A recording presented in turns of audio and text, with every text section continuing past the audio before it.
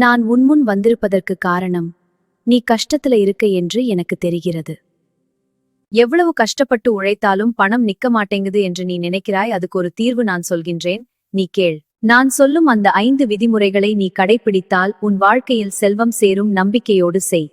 நான் லட்சுமி தேவி உனக்கு இந்த 5 விஷயத்தை கூறுகின்றேன், தெளிவாக கேட்டுக்கொள்.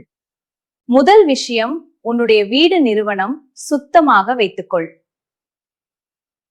ரெண்டாவது விஷயம், பணம் வைக்கும் இடத்தை பூக்கள் வச்சு 5 ரோஜாவை வச்சு தினம் வணங்க வேண்டும்.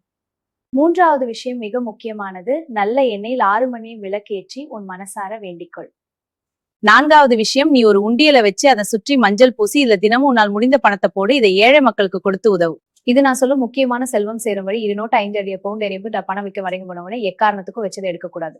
தேவையில்லாத செலவு தவிர்க்கவும், கிழிந்த நோட்டுகளை மாற்றவும்.